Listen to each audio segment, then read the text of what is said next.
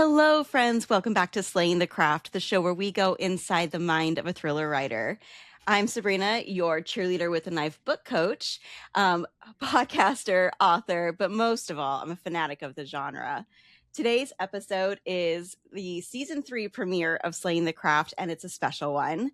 I have multiple guests with me today, all writers in various stages of their journeys, and we are going to be talking about a writing conference that we all attended in July.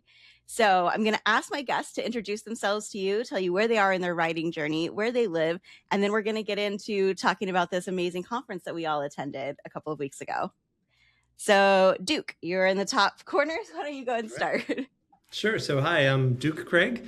I am in the part of the journey that I'm in is I have a finished manuscript that I'm currently querying with agents and working on my second novel, and just having a lot of fun meeting friends like I did in Italy. Awesome. Renda? Hi, I'm Renda. I live in Homer, Alaska, and my debut novel, which is a thriller titled Complicit, will release February 9th from Mysterious Press, so yay. I finished my second book. The manuscript is done, working on some edits there, and currently working on a project where I am co-writing with my husband, our third thriller. So that's kind of fun and interesting and something new to try. Yeah, absolutely. Absolutely. And Edson wasn't able to make it today, but we do love him all the same. Yay. And Chris.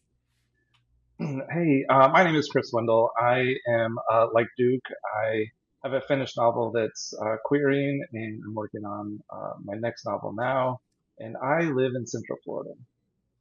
Nice. So we all met in Italy. And some of us had met at Thriller Fest. I think actually all of us at some level had met at Thriller Fest before. But we got together in Italy at this writing conference called the Leopardi Writing Conference.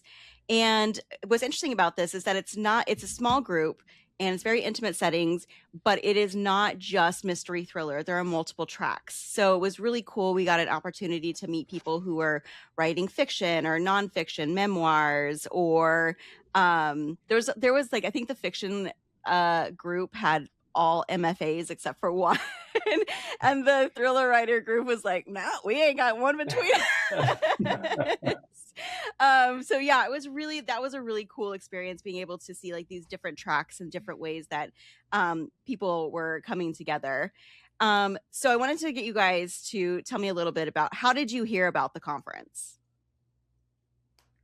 Well, I heard about it online. I think I found it through the Facebook or Instagram of one of our teachers, Alex Finlay. He was posting online, hey, I'm doing a conference in Italy. Anybody want to come? And I'm like, Italy writing conference? Yeah, yes. Twist my arm. Oh my God.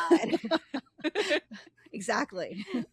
Yeah, Italy did the hard selling for sure. It really did. I heard it from Alex as well. I met Alex at Thriller Fest a couple of years ago, and when this opportunity came up, Italy, Alex, the other panelists, I was in. Didn't take much.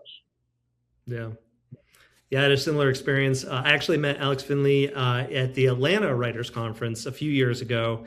Another great conference, and then just sort of always connected with him at Thriller Fest, and he reached out and said, hey, you want a trip to Italy to learn with me and some other amazing authors? And so, how can you say no to that? Yeah, absolutely. I mean, similar thing. I applied after hearing about it through Alex too, and it was really great. So we were so lucky in our mystery thriller track that we not only got to learn from Alex Finlay, who I think most of us had some experience with before, but we also got to learn from Jennifer Hillier, Sarah Pekkanen, and the famous agent extraordinaire, Lisa Urbach Vance. So that was a really cool kind of thing throughout the experience. So you guys tell me, what were your three biggest takeaways that you had from the experience and learning from these folks? Sure, I can go. So I think I'll start with Sarah, because watching Sarah edit was one of the most amazing things of my writing career. She took my pages and she said, let's just go through them live. And had this ability to take a sentence of 8 words and turn it into a sentence of 3 words that was so much better. It was just incredible to watch. Jennifer had so much great advice about how to really listen to your gut and sort of take advice from others, but sort of really know in your heart what your story needs to do and follow that. And Alex had a lot of great advice, and I think one of the biggest things was I will show you. Oh my gosh. We call it the Finlay Fix, and so basically, what it means is to just if you have something that feels either cliche or a little too coincidental in a story, just acknowledge it. So if you have 2 people walking into a situation that you've seen in every other detective novel before, just say, hey, have the character say, hey, this is just like every detective novel. Something we're like gonna that. solve this in a week, like a TV show. Yeah, exactly. So you just acknowledge it, and that became sort of. It was actually extremely good advice, but it also became sort of the inside joke because we all kept bringing it up all the time. Well, and because it was valid and it worked in everybody's piece. There was like some level of where you're like, oh, this feels like it's a little cheesy or a little cliche or whatever. And then you just acknowledge it. And like, actually, that's like the thing, I loved that too, because it felt like what I got out of learning that was it's almost like a wink to the reader of like, I know, but like, it's fine. Yeah. Yeah. Alex is going to be so proud of himself. I know, he's going to be so proud of this. Yeah. Chris, what do you feel like you took away? So let's see. What I took away is that no matter where you are on your journey, there are people who want to help. There are people willing to help, and you have to take advantage of those opportunities. For example, Alex obviously having a connection to all of us, whether it's through Instagram or the festivals that we go to, being able to invite us or make us aware of opportunities like this, that's great. Getting to know Jennifer, who is just the sweetest person and an amazing writer. I mentioned it when we were there, watching her, this was her first time moderating, but watching her kind of come in nervous and then become really, really great by the end. She just was fantastic.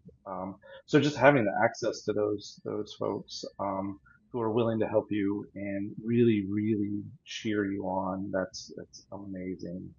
From a writing perspective, I really enjoy the class setup to where we all give feedback because, like Renda, every time there was a medical thing that came up, she was on it.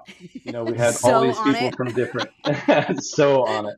Well, we had all these people from different backgrounds. Wrong. That doctor sucks. That is that was a bad doctor. Extremely honest. Sorry. No, I love it. No, it was great. And just having people from different backgrounds take a look at it in different perspectives. Like I had a scene where a character is in a booth, and I envisioned the booth to have 2 doors. One person was reading it, envisioned it to have 1 door.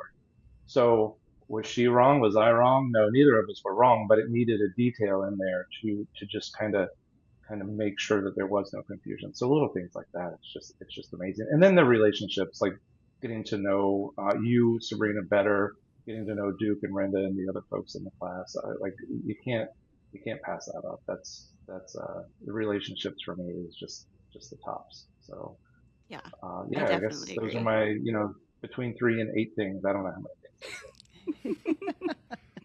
Renda, how about you? Like for your takeaway experience? I'm going to agree with you, Chris. I'm going to agree with you, Chris, that community is one of the biggest things that I'm taking away from this. Writing is so often this solitary thing, right? We do it by ourselves in our office or wherever. And retreats they remind you that there are other writers out there that face the same issues that you face, that are struggling with the same things that you're struggling with, that are in the same thing that you're in. The setbacks, the triumphs, all of that. You need people to celebrate that with and to be a part of that with. And I found from Thriller Fest, from all the different conferences that I've been to, that the relationships that you make are the ones that last, and they're so, so important. One of the things I've had to do recently, because I have a debut novel coming out, is get blurbs, get authors to say, hey, this is a good book, you should read it. And how do you find those people? Well, the way you find those people is you meet them in conferences before and you become friends with them. Yeah. And then they're willing to, help you along the way as well. Yeah. So the relationships are just really key. Yeah, absolutely. I think that for me, I will agree, like the relationships and getting to spend time, with Jennifer and with Alex and Sarah pecking it. So Sarah did, Jennifer and Alex really were the like leaders of the discussion. We had discussions every day on people's pages, but Sarah did editing, like line editing on people's pages. And again, like Duke said, like for me, this was the first time I've seen somebody do line editing kind of live, and it was okay, like wow, just so thoughtful. So that was a really good experience for me. I'm not going to gatekeep. This was something that literally is worth the entire cost of the trip. 1,000% for me is that I found out that publishers are not wanting books with podcasters as a character or podcast scripts, things like that. That was a huge component in the book that I'm writing right now. And literally that saved me months, a year of time of like writing this thing out and then having to go out, being rejected, writing it again. So that alone, having that one-on-one time and those insights was worth everything just from the time perspective. And then it's forcing me, like personally, it's forcing me to think more creatively about what I'm doing, which was like frustrating, but also good if we make the story better. So those were like two of them. And then for me also, what I learned in my own writing was I started noticing patterns. And this actually happened because Renda like noticed a pattern in some of my writing. And since then I've been able to like, oh, okay, I see that. And this is something, again, you get when you're with a group of people that are in the same kind of world that you're in, that they are as like we're, how do I say this? A little bit more advanced than the beginner, right? Like we're not quite like there yet, but we've done a lot of work. And you have the quality, and that's what they did. They had to you had to apply and be accepted to this conference. And I think that you get a lot more there than you could have otherwise, which I thought was hugely helpful. So those were some of the things that I loved the most. Yeah, I go ahead, Chris. Oh, sorry. Yeah. So, talking about Sarah and her line editing, one of the things I found, she went through just my first page, and I had written it about 5 weeks before, well, 2 weeks before we turned it in. So 5 weeks kind of before we went there and were reviewing it. So I really hadn't done a whole lot of work with it. But on that first page, she was able, in just a couple minutes, figure out that I timelined the page with, I can't remember, in the morning, later of the day, that sort of thing. And she just pulled it out so quickly. And, I read over it a few times before I turned it in. Didn't even dawn on me. So those types of revelations, if you will, are tremendous, because you do, like you said, you carry those with you. You notice the patterns, or Renda noticed your patterns, and now you're looking for that. And I thought it was interesting that you said you're thinking more creatively. I understand where you're coming from there, because I'm doing the same thing, but also I am thinking, I don't want to say formulaic. I don't like that, but in the opening chapter, making sure the things that have to be in there are in there. So like that's what I'm thinking of right now as I go back and revisit those pages, is what has to be in here and where can I move other things. So it's not the creative part, it's the checklist part of how do you hook the reader is where I'm at with Well, that's really the craft, right? Like that is craft and technique that you are getting out. That is really narrowed and like very pointed, because we did our first 10 pages is what everybody, or 20 pages we submitted. Like those are the pages that are most important. And in the stages where we are at, where we're trying to get agents, or we're trying to like get publishers to pick up our book, like those are the most important pages. And I totally agree. Like having that really narrowed focus is very helpful to say, like, okay, when people are asking questions, because this happens, like, you're reading and you're sharing with each other and you're like, oh, I didn't understand this. Is this like, what's the question here? And then for you as the writer, you get to decide, is that a question I want them to have right now? Or is that a question I need to answer right now because I'm causing confusion? And so that, I think, to your point, is like so valuable. Mm. Yeah. And that was one big difference I felt about this workshop in particular. I actually did another workshop just a few weeks before this one, and it was more. It was at a university, and sort of a lot of the participants were MFAs. It was a different group of people. Yeah, but I'm writing thrillers, right? Yeah. So working with a group of thriller writers really gave me different feedback that was so helpful to understand exactly what I needed to do to sort of cut through, all the noise and really hook the reader and get them to want to keep flipping the pages. And that's sort of the name of the game with thrillers, right? So it's really important that you do that. Whereas, if it's leaning a little more literary, maybe you take a little more time getting into it. But with thrillers, it's got to be like this. And so working with everybody really in the workshop and on that, with everybody sort of having the same mindset, was enormously helpful. Absolutely. And also being able to have someone like Lisa Urbach Vance there to get the agent kind of thought process as they read through those pages versus the different styles that Alex, Jennifer, and Sarah have, just be able to combine all of that. Like it was overwhelming to take all of that in 1 week, but just to get the different mindsets of those people and how they look at it and what they're looking for and why it's important from their perspectives was tremendous and overwhelming. And I cried a little. I hit my head against the wall for a little while. But it was great. It was great. Renda, I think we've talked all over you. I'm so sorry. No. What do you have? I don't really have a lot more to add to that. I completely agree. The writing conferences are just so valuable for so many reasons, and being able to workshop the work that you're working on with lots of different authors and get different opinions, because different people will read it a different way. And that's how readers are going to be, right? Yeah. The readers, you're going to have so many different people reading your book. So it's important to know what the different people see and what stands out to them. And that's one thing that you get from this workshop type setting that we were in. So that was pretty great. Yeah, absolutely. Some of the questions are a little bit like kind of follow the same idea, but I had like, what were the moments that wowed you the most? And I will go first on this. So for me, it was, honestly, it was like the cocktail party at the beginning where we were up at the castle. It was so amazing. And they were walking around with like Parmesan stick, like lollipops and stuff. That was what popped into my head the second you said. Is that what you thought of?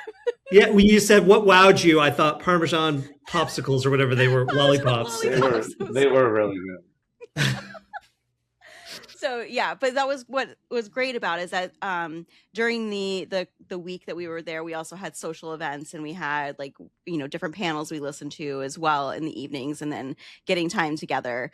But yeah, that on the first night we had a really fun social, and it was delightful. Yeah. For me, what wowed me was just being in the culture. So this conference took place in a smaller town, a village, but it was an older town, and where I stayed at a hotel that was separate from where the conference was being held. So every morning, my husband and I would walk to the conference, and we were there in Italy with all the people that lived there, and they were walking to work, walking their dogs, taking their kids to school. And then at lunch, we would go and sit in a little square and drink some Prosecco and have some chips and just watch kids playing and dogs playing. I mean, it was a different type of life, a different pace of life. And I think sometimes that change in scenery and in setting helps your creative brain to think about things differently and see things differently. Something about that really turns on the creative side of you in a way that you can't get sitting in your office every day. I don't know. That's what wowed I agree me. with you. It's about life experiences, and that's something that I'll personally say from my experience before I started writing, before I started going to conferences and stuff. I felt like my life was kind of narrowed. And as I started writing and realizing in my writing, I need more life experiences because it's not enough to bring to these characters. So I think that's a hugely important thing for writers in general, is changing your space, getting out and doing things, experiencing the world. And as much as it's so easy and nice to just be like, I'm going to be here in my little bubble, and it's a very easy thing to do, it is really important because that's what serves your writing, really. Yeah, I mean, it's hard to have an answer that's different from that because the setting was just so incredible, and the other conferences and workshops I've been to, first of all, they've all been in the States, and sometimes they're in New York, which I love New York, but I often don't even get out into the city except to get a coffee. Same. And so, the fact that a lot of the time was just spent sort of wandering around and being a part of the culture there was inspirational, and really just something I'll never forget. It was really, every sort of step was incredible. Also, we did a field trip to Venice on halfway through, which was pretty fun. Not everybody did it, but it was a great sort of just time to get out of the sort of workshop room and be able to talk to people outside of that space and experience. And we went on a tour of Venice. That was wonderful. And you sweated more than you've ever sweated in your whole life. Yes. Let's not, guys, we were there during the heat wave in July. It was bananas. Chris, you're from Florida, and I remember you walking out and being like, nope, this is way too humid, way too hot. Yeah. That was what I was sort of skirting around. The tour with the tour guide was wonderful. She had so much great information, and really showed us, Venice, an insider's view and everything. But by the end, we were calling it a bit of a death march because we were just all walking in a single file line through the streets. And so, yeah. That's awesome. So if you could do this experience again, what would you think you would do differently? Do you mean this particular conference, or do you mean something along the same lines? I mean, this particular conference, or just like a, you always learn something from every writing retreat or learning or conference or whatever you go through. So what, if you were to do this again, what would you, so for me, for example, I would have written my prose pages earlier because I did not know, and Chris and I think we're in a similar situation where we were just early first draft with what we had. So I was gotta get it by the deadline. So I would do that. And I think I would shut up and listen more when I was talking with Lisa. I ended up babbling because I was excited and nervous. So for me, it was you gotta shut up. I don't have a lot that I would do differently. It was such a great experience, and I really didn't know what to expect. I don't get very nervous in situations usually, but I was a little bit nervous going into it. I'm in a, I feel like if I'm in New York, I can always go home if I needed to, or I'm in New York, how bad could it be? And I guess you could say the same thing about Italy, but if it just felt like I was going to be so far away, and who knows how this is going to go. And honestly, I wouldn't change anything about the trip at all. It was really incredible. I guess, the one thing, and this is just personal to me, my wife flew out and joined me on the last day, and then we went off and had a wonderful Italian adventure after the conference. And I was a little sorry that she wasn't there for the rest of the week, and because I was jealous of those of you who had partners with you and were able to sort of have fun and get to hang out. Yeah, same. I think for me, if there's one thing that I would do different, I wish that during the critique of my writing, I could have recorded what people said. Yes. Because I tried to take my notes, God. Yeah. but it's like drinking from a fire hose, right? Because everybody has valid points, and I remember a lot of them, but some of my notes I can't even read what I wrote, so I have no idea. What was I thinking here? It's only I don't know what thought. that means. I have no idea what that means. But there was so much information in that short time that and I don't think I captured it all. So that would be the only thing I would want to do different, is to record I don't even know if that's possible, if people want that or not, but yeah, no, but I think that's a really fair point. Very fair. It is. I used my own version of shorthand, and I came home and I started looking at it, and I didn't know what some of it was because it was so fast coming at you. Yeah. So I think what I would do different is I would have asked more questions before I showed up, in the sense of I would have liked to have given much more in-depth feedback to people than I think I did, which makes me a terrible group member. But I've done these before, and people are at different levels, and you just don't know how deep you can get with different folks. And I haven't done one where everyone applied and was accepted and was at a higher level, which is what I was looking for. I wanted that type of feedback, but I didn't know if that was going to be universally accepted or if that was the expectation. So I did come with, I read everyone's, I came with all the information that I presented to everyone, but I would have liked to have gone deeper for them. So that's what I would change.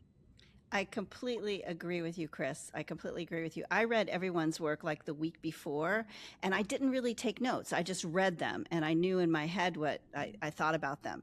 But I've been in workshops before where only the teacher gave feedback and the rest of us were just there to watch, and that's what I expected. So when we were giving feedback, I felt like I could have given better feedback if I had taken notes or if I had read it the night before rather than reading it like a week or two before. Yeah. This is also reminding me that I wrote up notes for everybody and I still have not sent them. So that's my homework for after this. So any other thoughts, anything else you guys want to share about your experience at the Leopardi Writing Conference or writing conferences or writing workshops in general, and how it's impacted your writing or your career, or anything you want to share? I don't know if you're going to ask us what advice we would give to other people going. Is that on your list? Yeah, that's a great question. Okay, I'll jump in there. So I would say, make sure when you're at these, whether it's this one or a different writers conference, that you go in with some idea of what you're looking for in the feedback.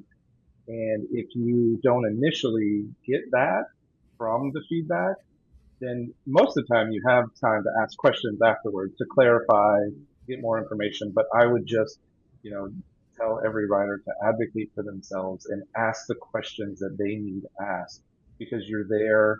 It's a tremendous, unique opportunity, and just get all the feedback you can that's specific to you and the way that you think and your writing, and just get something out of it for yourself. Again, everyone gave great feedback, but for me in particular, there were certain things that I was looking for, and When I didn't get those, I spent a lot of time afterward, trying to drill down into that. So I would just recommend anyone who's going to something like this to know what you want to get out of it and pursue that.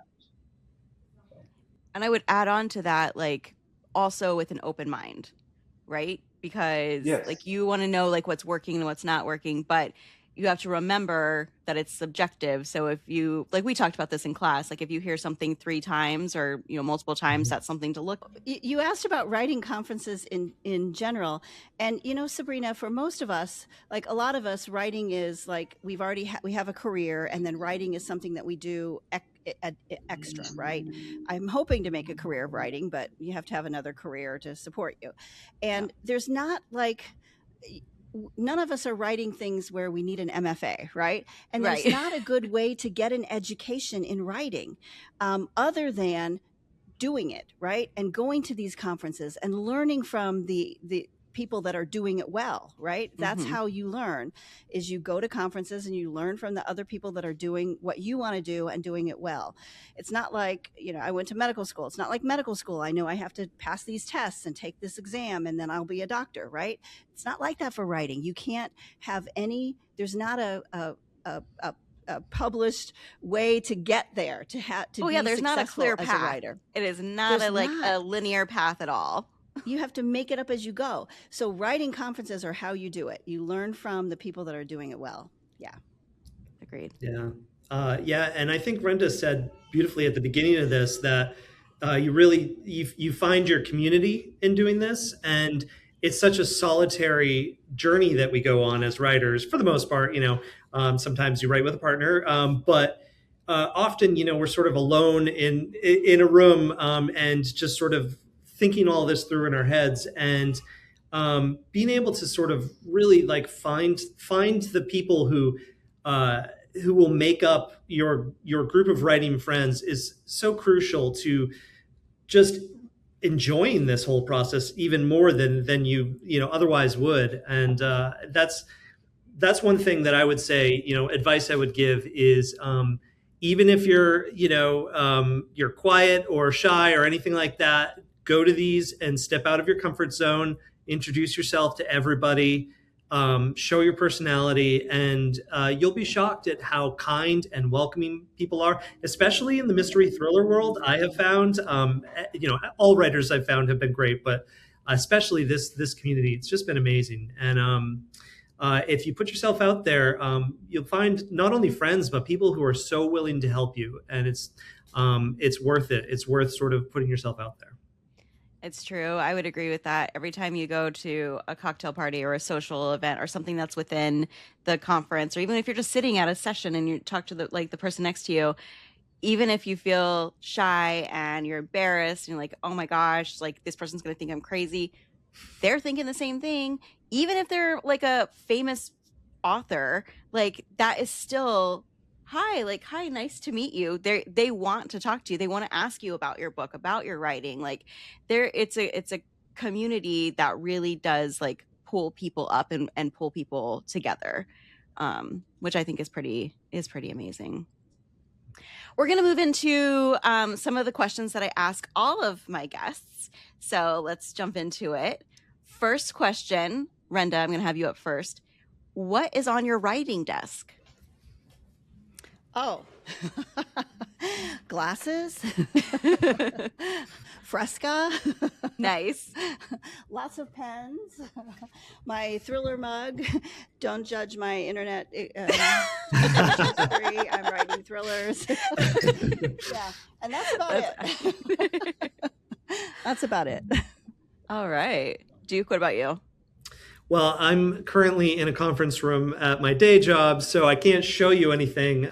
But I always have. Duke, if you don't say that you have a picture of Alex Finlay on your desk, I'm going to be so upset. I almost got this on a mug so that I could like also have it. But I was like, his face, it just kills me. I know. I will say I did text this to him because my wife was like, you better make sure you're not misjudging his sense of humor. And he said it was hilarious. So phew. But I always have several notebooks, several sort of inspirational books that I'm currently reading. And my desk is always a mess. I've always got papers. I'm someone who likes to edit on paper. I write on a computer, but then print it out and use a pen to edit stuff. And so I've always got 1,000 pages around me. And so I just like to have sort of a chaotic environment. It helps me be more creative. That's awesome. Chris? I usually have a mug of tea, some water, a lot of notebooks. I do a lot of pre-work with by hand. So I have in this book that I'm working on now, I have about 7 notebooks that I've filled up that are just spread all over my desk. Matches and a candle, and usually, a snack of some sort. Yeah. So, Chris, we're going to start with you going back around. What ritual, if any, do you have before or after you write? No real ritual. I prefer writing in the morning before the world invades my brain. I will go back and look at what I wrote the day before to kind of get the flow going into whatever it is I'm going to work on that day. And then after, I don't think I have anything after. Maybe just a minute alone, probably doom scroll for a minute just to kind of decompress. I mean, I don't know. So I feel like it's a text your writing buddy, a status update. That's sometimes, and sometimes right in the middle of writing, I text and say, "What is happening to my brain?" What is happening? Yes. But yeah, that's kind of the deal. Duke, what about you? Yeah. Well, so in addition to my day job, I also have 2 young kids. And so I'm constantly, getting cheese sticks or making pancakes or whatever. So often these days I'm fitting in writing where I can. And so when I do that, when I'm able to carve out the time, I really need to shut everything else out. And so I put on noise cancellation headphones. I listen to, if you go to YouTube and search for celestial white noise, okay, it's supposedly the sound of space. I don't know what it is, but it's just static. But something about it, something about the frequency or something locks my brain in, and I can focus so much better. And so that's kind of my secret that I use to really sort of focus and lock in, because sometimes I only have 20, 30 minutes to be able to get as much done as I can. And I also, my sister is also a writer, and we are sort of accountability partners. So often at the end, I will text her and be like, I just did 1,500 words, or something like that. More often, it's her telling me all the words that she wrote, and my saying, "Yeah, I didn't get much today, but what are you gonna do?" Yeah, I love that. Also, I like that your trick with the noise canceling headphones and listening to the same track, because it almost like kind of tricks your brain into like, this is work mode. Like when you have this on, and then like it just does that little shift and helps to set it up, because I'm sure you guys have all experienced, if you take a break, it can be a little bit of like, oh wait, what was I doing? I got to get back into it or whatever, right? And then that kind of like can click. Yep. Renda, what about you? What are your rituals? Yeah, I don't have a lot of rituals. I also listen to music, but for me, I listen to mood music. So like if I'm writing a tense scene, instrumental music where it's dun, dun, dun, dun, dun, dun in my head while I'm writing it, it just comes out better. Or if I'm writing something sweet and tender, I might have like, I don't know, piano music playing in the background. But I change the music to the tension in the scene, and it helps me really write with that tension. But yeah, I don't have any other rituals. I like to do that too. I have to write when I can. Yeah. But yeah, I do that too. Like I really, especially if it's getting to like a climactic scene, like in the tensions, like really whatever, like a good cinematic like playlist. I also have like certain playlists that I'm like, if I have detective, so it's like a detective-y kind of vibe, like little noir. Yeah. But I do have like one playlist that I listen to, or it's like it's on YouTube. It's just ominous instrumental music, and whatever it is, it just calms my brain down just to like focus, particularly for drafting. Yeah. I wish I could listen to music. I play a couple of instruments and like grew up doing music, and so if I listen to music, my brain immediately starts to dissect, the instruments and the notes and stuff, and then I'm not writing. So I have to listen to white noise. This is how I feel when I read physical books now. I'm like, I'm dissecting it. I have to listen to it on audio, otherwise I don't get to enjoy the book. I mean, I do enjoy it still, but I can't listen to music when I'm writing. I have to have silence when I'm at home. I can go to a bar where there's just noise everywhere and it doesn't bother me. It's like the noise isn't about me, but when I'm home, someone does the dishes or someone sneezes or there's always like this interruption. Kids need and then music cheese sticks. I like yeah, that's right. But yeah, the music draws me away from the writing. So maybe what I should do is just shut my door. That's going to be my new ritual. I'll start tomorrow. Perfect. Okay, and Duke, starting with you, what is your old school favorite mystery or thriller? Ooh, old school. How old school? Like, do I decide what old school is? You can decide what old school is for you. Okay. Basically, I'm just saying like anything before 2010. Okay. I think that to me, the gold standard of a mystery thriller is Silence of the Lambs. I think it's a flawless piece of fiction, beautifully written, so tense. It's Red Dragon as well, which came right before that. I think Thomas Harris, especially those two books, just nailed it. And so that to me is really the gold standard of. You stole my answer, Duke. Sorry, I'm sorry. But it's true. It's incredible. I completely agree with you. Renda, what is that about that book that works for you? Just how creepy the villain is and how you I don't know, Hannibal Lecter, he's the perfect villain and you almost like him, but you can't like him because he's so awful and horrible. But I don't know, maybe just him, the villain. The villain is the perfect villain. And Clarice, I mean, she's the perfect protagonist too, right? It's just, too perfect. So if I have to pick a different one, it's The Girl with the Dragon Tattoo. That also fantastic. Yeah, fantastic. Yeah, so those are amazing and to me classic books, and I'm going to lower the brow a little bit.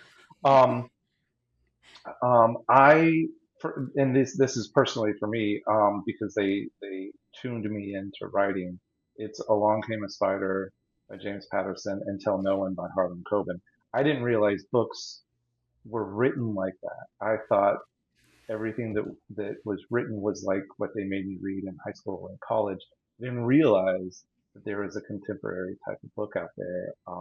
So like when I was writing by myself, that's closer to what I was writing. And so when I would read the books from school, I'm thinking, well, I'm terrible because I can't do that. I had no idea that this whole other world existed. So it's a little more personal answer for me, but those two opened my eyes quite wide. I would agree. I mean, James Patterson is the best-selling thriller author of the genre, right? Like for a reason. Like it's Along Came a Spider, Kiss the Girls. Like there were like those like Alex Cross books.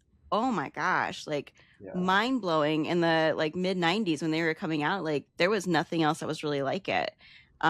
So yeah, I totally agree. And then after him though, like then for me it was like then Tammy Hogue and then Patricia Cornwell and then the like Catherine Coulter. It kind of like all sort of just started bundling together very fascinating, dark stories that were unexpected.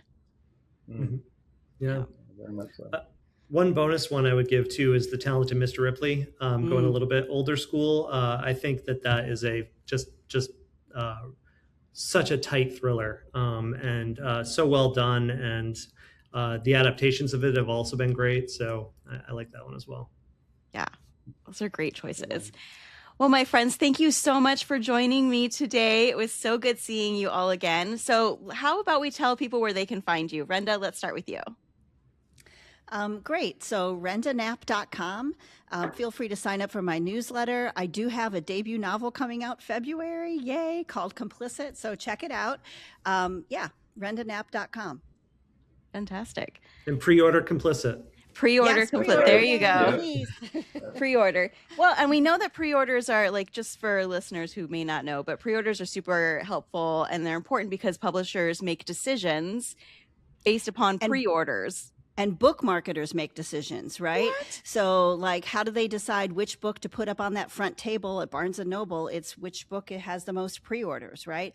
So, but also it tells publishers where to spend their marketing money. They have so much money set aside for marketing books, and they're going to invest in books that they think have a chance. So pre-orders tell booksellers and marketers that, hey, there's some interest in this book. So it just really helps, especially when you're a debut and nobody knows who the heck you are. Right. Yeah, really helps. especially as a Yeah. debut. And Renda will Yeah. be back on the show later in the season. We'll be definitely be Yay. talking about Complicit. Okay. All right, Duke. Yeah, so you can find me often on Instagram or Threads. I'm just at Duke Craig. That's DUKECRAIG. And also at dukecraig.com. And, there'll be more and more hopefully coming out. I spend a long time avoiding social media. It's something I do at work and stuff. And, but I'm really trying to do more and more. So, Yeah. Also, Duke didn't mention it, but he is going to have a short story published with Ellery Queen coming up in the fall, right? In the fall. yeah, issue? thank you. I completely forgot to mention that. I got you. I believe it's the September-October issue of Ellery Queen. I have a short story coming out, which I'm very excited about. That's awesome. amazing. Ellery Queen is like such a prestigious mystery thriller or mystery suspense magazine. So that's pretty incredible. Congratulations. Thanks. Thank you. Chris, where can people find you and your Yes. tiny little head? Yeah, well, man, in all kinds of places. It gets in a little trouble. So you can find me on Instagram at CW_books, or my website is cwendel.com. And Chris has several books that were self-published as well, so you can check those out, including one that was an Apple award-winning book. So Correct. check those out wherever you buy books at. So thank you guys again. Really appreciate it. If you want to reach out to me, you can find me on Instagram at Sabrina Thatcher Author, or if you want to know anything about my book coaching services, you can find me at crimeandquill.com. Until next time, friends, stay sharp and right twisted. Bye.